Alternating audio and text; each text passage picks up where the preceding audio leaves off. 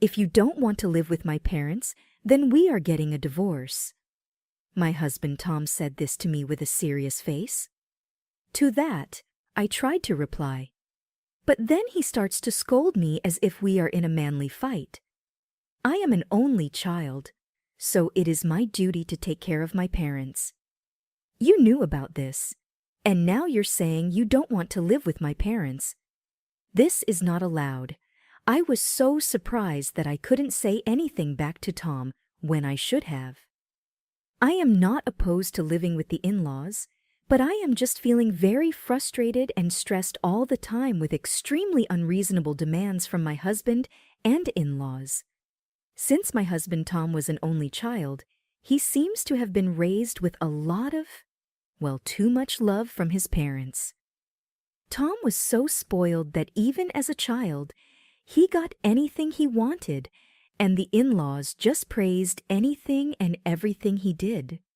To my surprise, his parents bought him a semi-double luxurious bed which cost $3,000 just because he said the bed is too firm once. This happened when he was just a university student. Since they were that kind of in-laws, even after we were married, they would come to me with many unreasonable demands.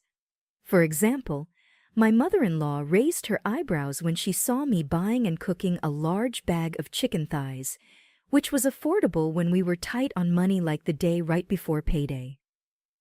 "Stella, recently Tom has been complaining that your cooking is not yummy and not satisfying because he only cooked chicken thighs. Just because it's cheap, don't cook poorly, and sometimes why don't you try to cook something delicious?" Since my mother-in-law Clara would say such things, I would try to cook a pork steak that my father-in-law Richard would grumbly. "Isn't pork steak what poor people would eat? Since Tom is working hard and earning enough, shouldn't you make him praise him by making him a beefsteak?" Or he seriously feels bad for Tom for marrying a wife from a poor family. If Clara and Richard would think for a second that Tom is not satisfied in any way, they would immediately blame it on me and complain to me. Also, they would say how they pity Tom for it. Really, every time I would see my in-laws, I feel very stressed.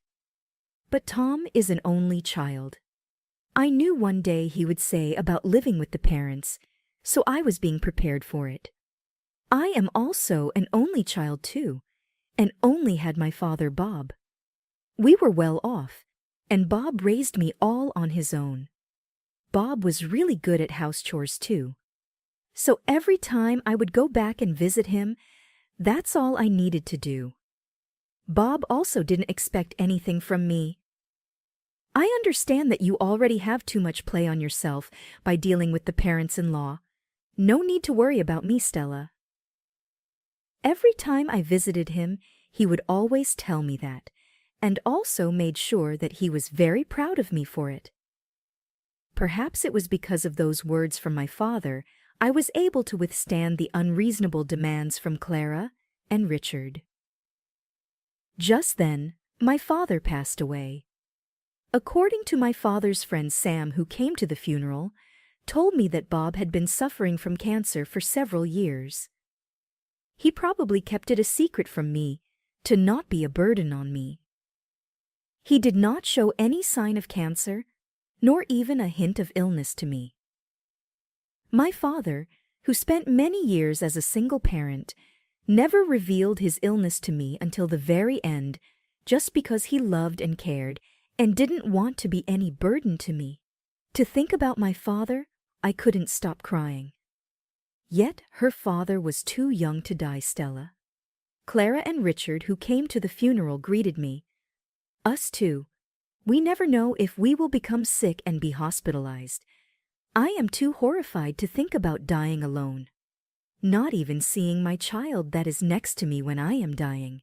Yes, after all, if you are the child, you have to take care of your old parents. We are getting old too, you know." Instead of grieving for my father, nor caring for my feelings, Clara and Richard implied that I was the filial daughter, and that they pity my father and above all, she pressured me to take care of them as Tom's wife. Since what they were saying to me was so rude, I was about to say something back, but then I saw my father's smile in the portrait. "It's okay. Don't worry about me. You're doing a good job, Stella." My father's words and his kind smile came back to my mind, and I managed to swallow the words that were almost coming out. It was near the end of the funeral that I discovered that my father's estate included a large tract of land in New York. Sam, who had kept the will, handed it to me. "Such a big land and one of the nicest places in New York. It will be a waste if you don't use it wisely," Sam said. Back at home, I was reading the will when Tom snatched it up from me, and after he read it, he spoke to me with excitement. "Hey, what do you think about building a two-family house here and living in with my parents?" "Don't you think it's a great idea? A two-family house." I was too shocked. I just repeated the words. Why is my husband deciding on how to use the land I inherited to suit him and his parents? It's too early to make a decision about it. Let me contemplate about it. What are you saying? There's no need to contemplate about it. For this kind of things, you should make fast decisions. I have been thinking about how to live with my parents for a long time now. Then came with this inheritance of the land. Perfect. I bet God is telling us to build a two-family house on this land.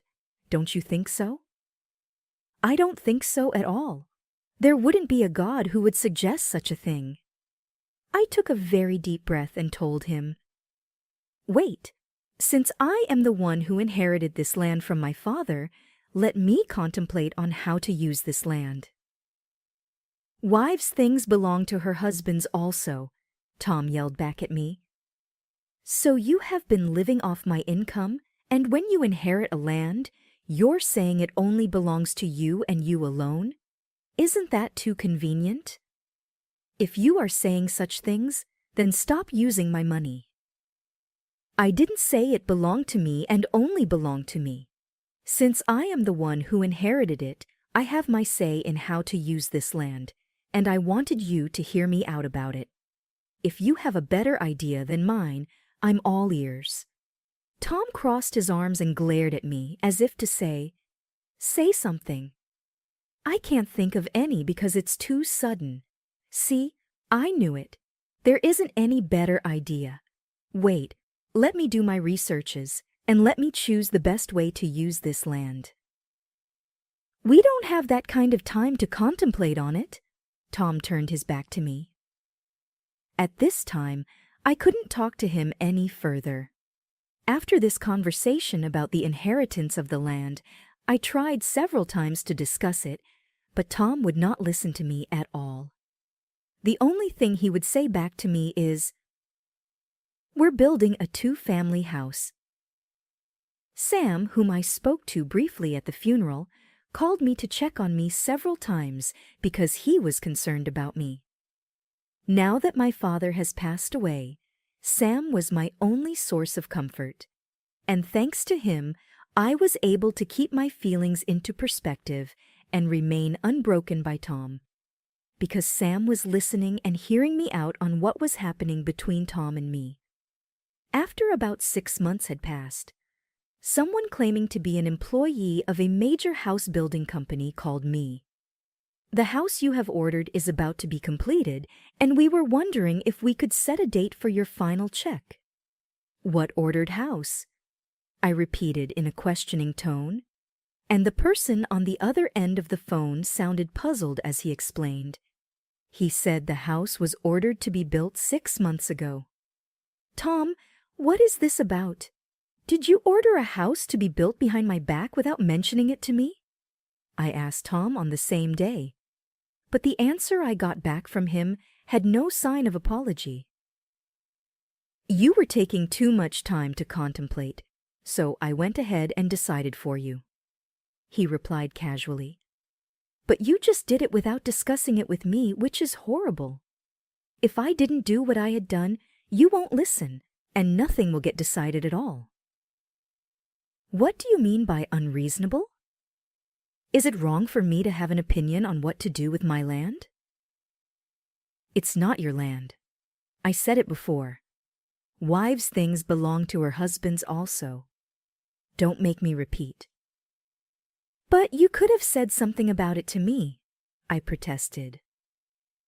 Tom just sighed loudly, purposely, and said, "Ah," and muttered, "What a pain in the ass," under his breath. You don't want to live with my parents that much, huh? That is not the point. I have the right to have a say in how the land is used. Anyways, if you don't want to live with my parents, let's divorce. I was surprised at how quickly this conversation went. Is my husband threatening me for a divorce just because I don't want to listen and give in to his idea of building a house to live with his parents? But I am an only child, and it is my duty to live and take care of my parents. You knew about this, and you have no right to say no to it. This is the reason why I left Tom. I had no hesitation signing the divorce papers. I was treated in such an unreasonable manner. My love for him was gone, and I have nothing but frustration and stress from Clara and Richard. Both Tom and his parents told me to get out, but I preferred it that way anyways. My only regret was that they took my land, which my father had left me away from me. I called Sam and told him what had happened to that land. That must have been hard. His voice was filled with sympathy, but soon became powerful. But don't worry, we'll get that land back. What? Without answering my questions, Sam just smiled. After the divorce, I was living in an apartment. I was looking for a job which I was having difficulties, but I was in no rush. I already had a well-planned-out plan for a stable life in the future. My only concern was the land I had gotten from my father. I didn't understand what Sam meant, but I still decided to wait and believe in him that everything would be all right because he was my father's friend. Then I received a phone call from Tom. "Hey, you signed a contract to build a mansion on that land. Why didn't you tell me so? You framed me, didn't you?" What? What are you talking about? I just got sued from the construction company because I built the house already on that land. Since he called me when I was meeting up with Sam, I made a gesture of questioning what Tom was talking about. Sam just smiled at me and took the phone away from me and started to talk to Tom. "Hey, Tom, you're speaking too loud. Everyone can hear you. Don't you know how to speak to a lady? The way you speak, wouldn't it be considered as moral harassment?" "Huh? Who are you?" Sam was right. Tom's voice was so loud that I could hear him when the phone is in Sam's hand. "I am an old friend of Stella's father. I have heard a lot from him. Stella's father is the one who made the contract to build the mansion. He was worried that you and your parents would use this land without Stella's permission, even though Bob only left it to Stella, so he made a contract to build a mansion before his death." Why didn't I hear about this? It was written in the will. You took the will away from Stella before she could finish the last page of the will, didn't you? Also, you only read the beginning of the will and felt better about it and didn't read the will till the end. Isn't that right? Sam was right. Tom did take the will away from me while I was still in the middle of reading. After he took the will away from me, he never let me read it again. As I was talking to Stella, she told me the truth, and when I heard the truth, I thought you would terminate the mansion contract on your own, so I kept quiet about it. I knew it. You framed me. No, I didn't frame you. You dug your own grave. I did not do anything. I could just imagine Tom's teeth chattering on the other end of the phone, and I felt great about it. And also, I think Stella has something to tell you. As Sam said that, He gave me back my phone. Yes, I did have something to say to Tom, something he will regret. That is why I needed my time. I was taking my time to find a way for Tom, Clara, and Richard to regret for letting me go. Tom, I believe that soon you will be receiving a claim for damages and alimony as well. Huh? The voice of Tom was so loud and sounded so dumb. What do you mean by that, Tom? Since you used my land behind my back without my permission, I was so frustrated, so I did my research a lot, and then I found out that I was able to claim for damages if a house is built on the land without permission. You've got to be kidding me. It wasn't without permission because what belongs to the wife belongs to the husband. But I am not your wife right now, am I? As I said this, Tom just didn't know what to say back. That land is still mine right now. Because we got divorced, you and your parents have no right whatsoever to use my land at all. But when I built the house, it was while we were married. Yes, behind my back without my permission. Without my permission, you have built the house on my land, and because I was opposed to it, you just kicked me out of the house and divorced me.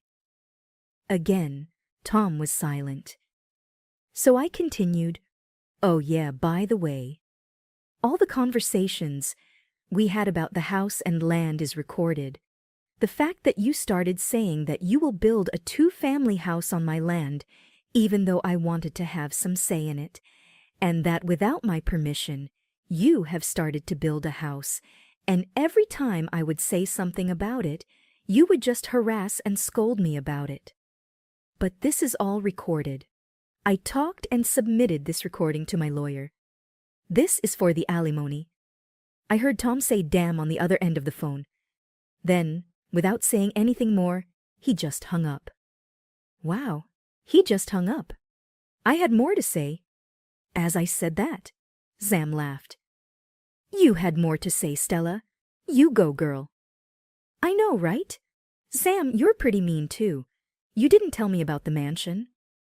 "I could have told it to you, but I didn't know if you would be like this to Tom. I am proud of you."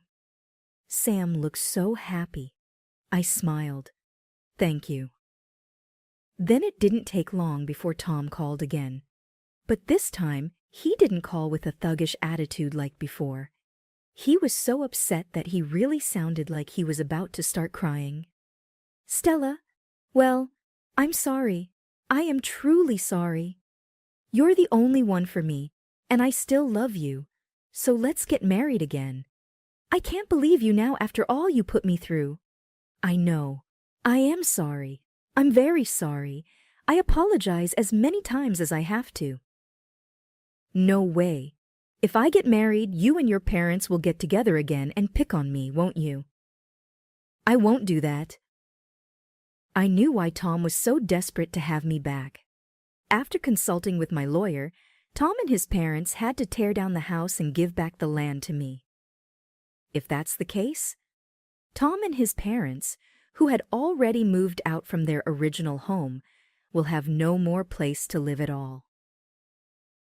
In addition to the matching construction company's lawsuit, there's the eviction from me. They would have no other choice but to abandon the house Tom had just built.